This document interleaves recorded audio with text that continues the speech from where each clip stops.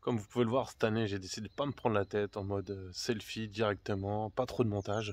Je pense que la vidéo là va faire 3-4 minutes. Allez, un petit clin d'œil juste à mes framboisiers. Finalement, je retire, hein. C'est 95% qui sont bien partis. Rien à voir avec la vidéo. Je vous montre ce que j'ai fait le 22 mars. Le rempotage des courgettes et juste mes fèves. Allez, on est parti. Allez, bonjour tout le monde, soyez indulgents avec moi, c'est la première fois que je mets ma voix off sur une série d'images que l'on voit à l'écran. Tout simplement ce que j'ai fait la semaine dernière par rapport au rempotage de mes courgettes. Donc, comme vous voyez, j'ai tout fait partir dans une grande barquette. Je sépare tout ça par motte et les mottes, je les sépare en petits pieds individuels que je mets dans chaque pot, tout simplement. Et après, bah, je prends le temps de recouvrir de terreau et d'essayer de maintenir au maximum arrosé et humide. Alors, j'arrose pas tous les jours, hein. Une fois tous les 2, 3, 4 jours, ça dépend de l'aspect du terreau, s'il est encore mouillé ou pas.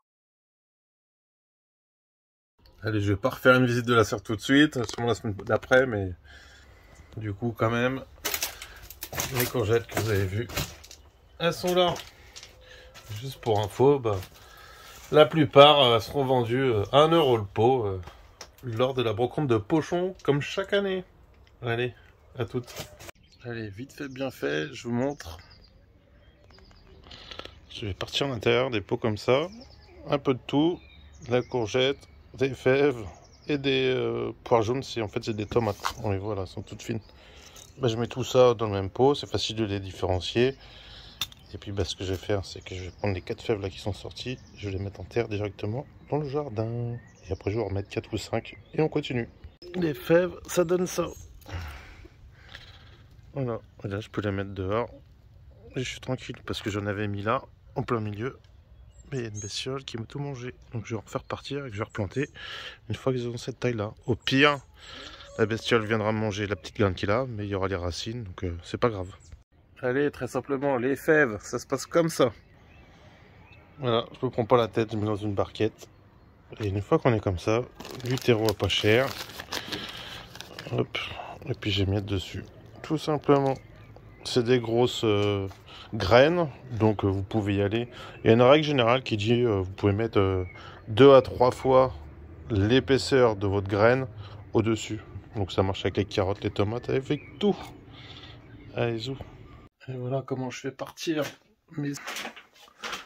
J'ai la fenêtre, je suis dans la buanderie, ça se passe comme ça. Je mets des barquettes. Là, vous l'avez déjà vu si j'ai bien fait le montage. Bah, c'est les fèves à l'instant, donc je vais noyer tout ça d'eau. Et puis là, on voit par exemple les tomates. Ça y va, il y a un peu de tout.